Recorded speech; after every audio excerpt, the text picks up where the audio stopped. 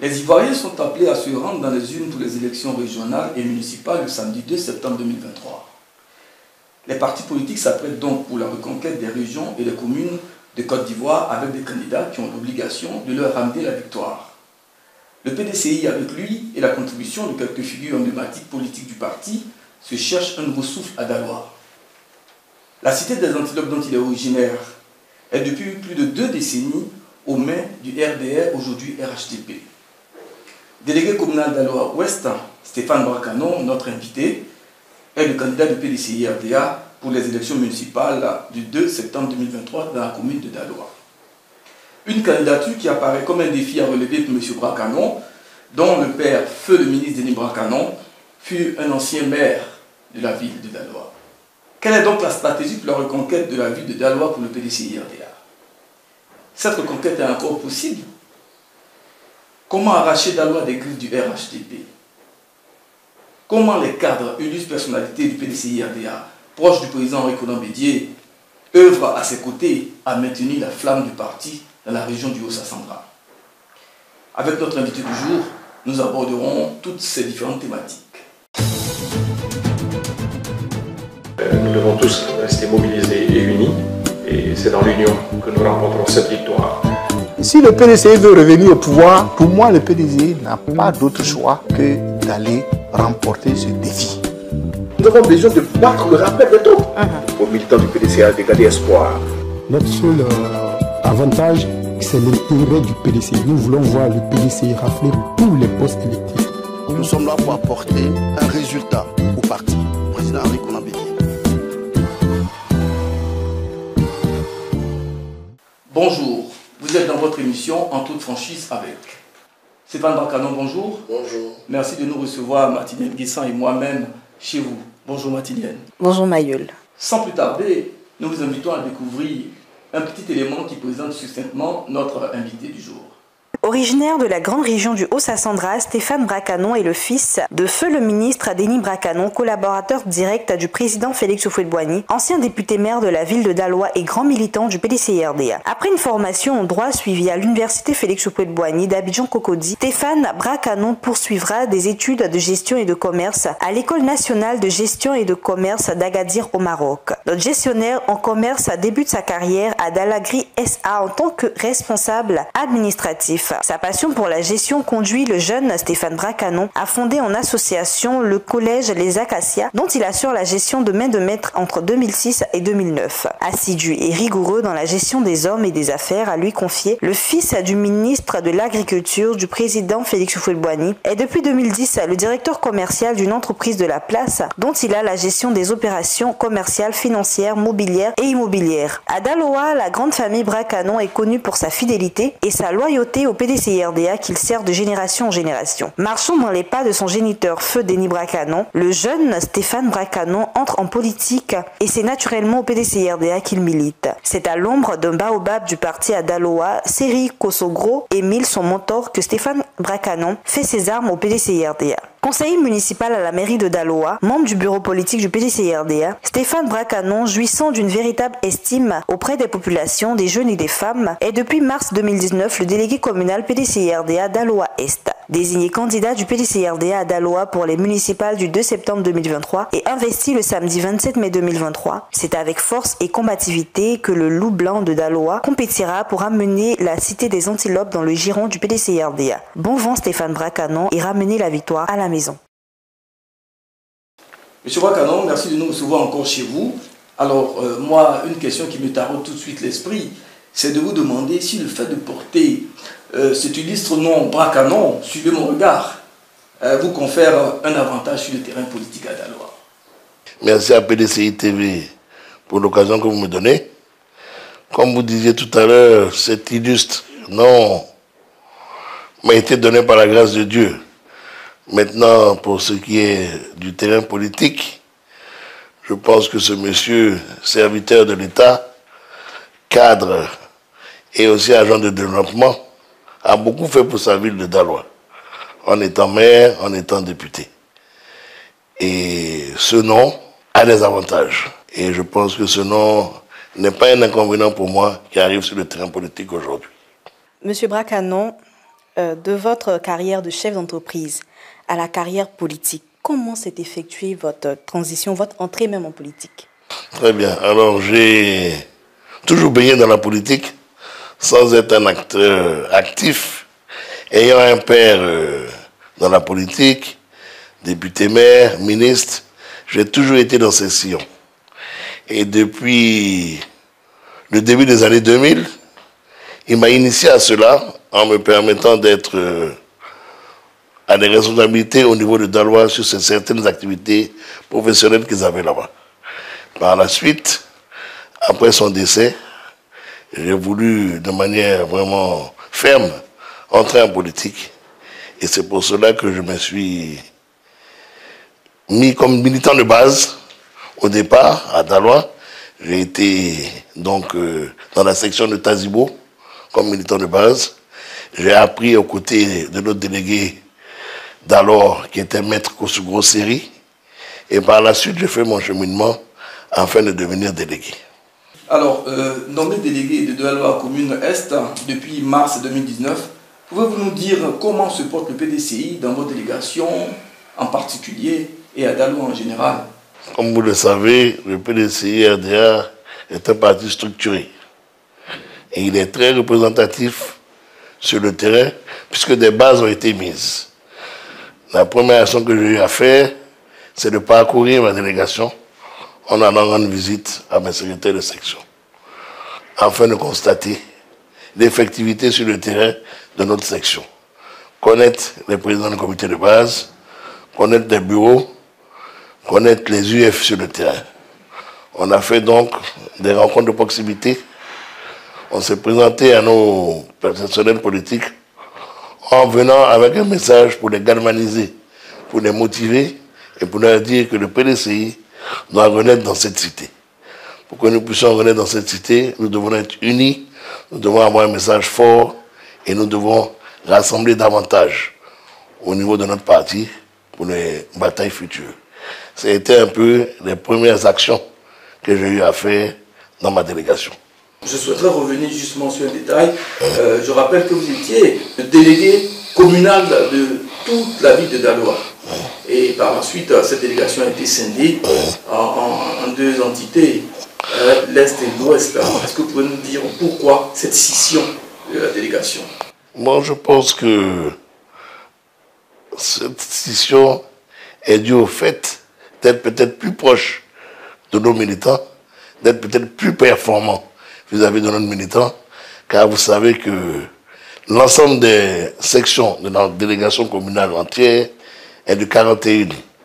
Donc pour être efficace, il fallait certainement la scinder pour être plus proche de nos militants. Vous avez parlé de bataille future. On le sait, vous êtes candidat pour le compte du PDCI-RDA pour les élections municipales du 2 septembre 2023. Je suis tenté de vous demander pourquoi maintenant et pas plus tôt. Qu'est-ce qui a créé le déclic? Je suis un militant. D'abord, j'ai été un militant de base, comme je vous ai dit, sympathisant. Après militant, j'ai adhéré. J'ai été membre de la section de Tazibo, comme je vous ai dit. J'ai fait mon chemin. J'ai été délégué. Et je pense que c'est le parcours que j'ai fait, ainsi que la discipline. Mais aussi, je suis assujetti aux responsables de mon parti, au niveau local. Et je pense que c'est aujourd'hui qu'ils ont décidé peut-être que j'étais assez mûr, assez prêt pour pouvoir faire face aux batailles qui arrivent. Assez mûr, assez prêt, vous le dites. Cependant, votre candidature pour les municipales du 2 septembre, justement, dans la cité des Antilopes, est-ce qu'elle n'apparaît pas comme un challenge, un défi à relever quand on connaît surtout la réalité sociologique du terrain à Daloa? À ce sujet, je voudrais d'abord remercier notre président du parti, le président Henri Konan Bédié, qui a marqué encore et qui a montré qu'il fait confiance à la jeunesse. Il sait que la jeunesse est prête à aller au combat. Ces défis ne nous font pas peur. Ce challenge aussi, nous sommes prêts pour ce challenge. Et nous ferons ce qu'il faudra pour amener la victoire au PDCI-RDA. Alors, considérant cet état de fait, vous est-il arrivé d'envisager une probable alliance avec le PPACI pour pouvoir gagner la commune? Alors avant tout, je pense que nous devons remobiliser nos militants, compter d'abord sur nos militants. L'ouverture est très bonne également vis-à-vis des autres qui le souhaitent, mais pour la question fondamentale du PPACI, cette question se règle au plus haut niveau de notre président du parti, ainsi qu'au niveau du président du PPACI. Une fois qu'ils auront réglé ce problème au niveau national, nous suivrons les instructions qu'ils nous donneront. Mais pour ma part, je suis ouvert à cette alliance avec le PPACI, car nous devons récupérer tous nos postes sélectifs dans la région. Vous le dites si bien, justement, à Daloa et au-delà, dans la grande région du Haut-Sassandra, vous bénéficiez de la présence des personnalités emblématiques du parti dans la région. Je vais citer entre autres le président du conseil régional sortant, le vice-président Alphonse Dédé-Madi, la vice-présidente Léopoldine Tiezan-Kofi et le vice-président Cyril Kosougou. Entre autres, je le dis, quels sont vos rapports avec ces hauts cadres du parti? Allez-vous à ces élections avec leur bénédiction? Alors, une fois que j'ai pris connaissance de ma désignation en tant que candidat du parti, j'ai fait le tour de ces hauts cadres. Physiquement, je me suis rendu chez ces hauts cadres avec ma famille nucléaire. Je me suis rendu chez le professeur Didier Madi d'abord pour lui confier cette candidature, pour lui demander son soutien, pour avoir ses bénédictions. Il m'a rétorqué que nous allons faire la campagne ensemble, qu'il était heureux et fier de me voir arriver à ce niveau et que c'est la discipline qui a payé.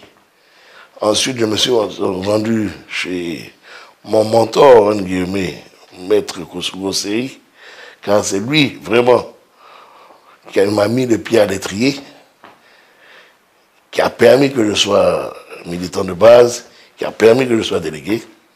Je suis allé donc lui confier également cette candidature, cette marque de confiance du président Nicolas Bédier. Il nous a dit qu'il ferait également la campagne avec nous, qu'il nous donnerait tous ses conseils, qu'il nous donnerait son encadrement et que sur le terrain, il fera agir toutes ses relations pour que le PDCI revienne au pouvoir. Cette même démarche a été faite également auprès de deux autres vice-présidents, que sont Mme Tiezan-Kofi, qui est ma maman, ainsi que le vice-président Brito Boniface, qui est de Daloa. Donc, au jour d'aujourd'hui, je peux vous rassurer et vous dire que j'ai l'assentiment, l'encadrement et le soutien de tous ces hauts cadres que vous venez de citer. Et vous verrez, dans les jours prochains, nous ferons des sorties ensemble sur le terrain. Justement, on évoquait à l'instant le nom d'une forte personnalité du PDCI-RDA, en l'occurrence le vice-président Alphonse Dédé-Madi, qui est candidat à sa propre succession désignée par le parti. Comment vous entrevoyez ça, sa candidature? Mais je pense que... Au niveau régional, je veux dire. Je pense qu'au niveau régional, le professeur et vice-président Dédé-Madi a fait ses preuves. Il a son deuxième mandat. Il a eu beaucoup de réalisations au niveau des sous-préfectures. Il a fait beaucoup de proximité. Il a envoyé très loin le message fort du PDCI-RDA. Et moi, je suis très heureux et fier de le voir encore là, pour qu'il rempile et pour qu'il fasse encore de bonnes choses pour nos populations. Monsieur Brakanon, sur le terrain politique à Daloa, vous n'êtes pas seul. Un autre jeune tout aussi ambitieux, en l'occurrence le ministre Mamadou Touré, député, il est présent sur le terrain. Comment comptez-vous le contrer et réduire son influence sur la ville? Vous avez cité cette autorité qui est le ministre Mamadou Touré, qui est candidat, je crois, pour la région. Nous sommes en commune. Donc je pense que le champ de bataille est différent. Néanmoins, nous continuerons de faire notre proximité. Nous avons une stratégie qui a été mise en place avec le comité de campagne que nous avons mis en place et nous allons dérouler notre stratégie. sans tenir compte, bien sûr, des différents obstacles que nous voyons déjà là. Nous allons continuer notre stratégie pour pouvoir évoluer et donner la victoire au PDCIRDR. Et les militants du PDCI peuvent donc vous faire confiance? Bien sûr, bien sûr. Monsieur Bracanon, toujours Daloa. Daloa, on se rappelle, cette cité a été labellisée ville verte, cité verte, de par sa végétation resplendissante. Daloa, c'est aussi la 3e grande ville de la Côte d'Ivoire. Daloa, c'est aussi la 2e région militaire. Daloa, c'est aussi le 2e bataillon militaire. Mais aujourd'hui, tout se précise dans le temps, semble bien loin. Car aujourd'hui, Daloa a la triste réputation d'être la plaque tournante de l'immigration clandestine, la route migratoire africaine. Ce phénomène ayant atteint son pic en 2014 et 2017. Le comble de l'ironie est que le ministre chargé de la promotion et de l'emploi et de l'insertion professionnelle est originaire de cette ville. Le ministre Touré Mamadou, quel est votre commentaire là-dessus? Je vois que c'est déplorable de constater que nos frères et sœurs natifs de Daloa sont amenés ou sont obligés à s'extérioriser dans des conditions difficiles pour avoir un meilleur avenir, pour gagner leur pitance. Pourtant, comme vous l'avez dit, un haut cadre et ministre est chargé plus ou moins de l'emploi des jeunes. Et malheureusement, nous constatons cela. Ceci dit, il faudrait proposer à nos frères et sœurs de nouvelles options. De nouvelles options pourraient être des formations à court terme, des différents métiers accessibles, pour que ça leur permette de rester sur place. Il est bon qu'ils restent sur place. Daloa aussi, comme vous avez dit, était une ville verdoyante, florissante. Tout notre environnement écologique est là-bas, est délabré. Il faut aussi prendre des mesures pour pouvoir restaurer tout cela. Nous avons des idées avec des partenaires pour pouvoir donner un meilleur éclat, une meilleure image de notre grande ville. Car Daloa, n'oubliez pas que la zone du Haut-Sassandra est la 2e zone élective du pays, après la région du Sud. Et c'est un carrefour important, parce que Nabucco de Kako a été déplacé dans cette zone. Il y a tout autour et dans la zone des mines d'or, de certains matériaux très, très chers. Donc nous allons voir comment aider nos populations à travailler sur place et à améliorer leurs conditions de vie. Et toute cette bonne foi ne sera possible qu'une fois devenu maire. Déjà, nous avons cette intention de les aider.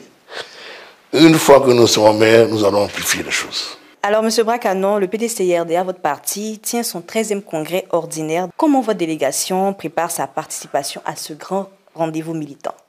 Alors, tout notre personnel politique qui est autorisé à participer au congrès, notamment tous ceux qui sont à jour de leur cotisation, que ce soit les membres du bureau politique et autres, vont participer à ce congrès. Le dernier congrès extraordinaire, Daloa a été représenté et nous étions présents. Dites-moi, M. Bracanon, quels sont vos rapports avec le délégué de la Loire-Ouest, le professeur Cyril Biali? Alors, le professeur Cyril Biali est un monsieur que je côtoie au quotidien. Nous avons de très bons rapports. C'est notre aîné et il m'encadre beaucoup également. Il fait partie même de notre comité de campagne. Il me soutient et m'encourage dans la démarche que j'ai prise. Stéphane Bracanon, l'émission en toute franchise avec tire à sa fin. Vous avez un mot de fin? Je voudrais d'abord vous remercier une fois de plus pour votre visite, pour m'avoir permis de m'exprimer. Et remercier surtout le président Rekonan Bédi pour la confiance, pour le challenge auquel il me met. Je pense que c'est un monsieur qui est visionnaire, qui prend ses décisions sans hâte et qui sache que je reviendrai avec la victoire pour lui et pour le grand bonheur de nos militants du PDCI-RDR. Eh bien, chers téléspectateurs, téléspectatrices de PDCI TV, population de Côte d'Ivoire, c'est suite cette belle profession d'espoir du délégué Brakanon que l'émission s'achève ici, tout en espérant que vous avez pris du plaisir à être des nôtres. Nous vous donnons rendez-vous pour un prochain numéro de Entre franchise avec.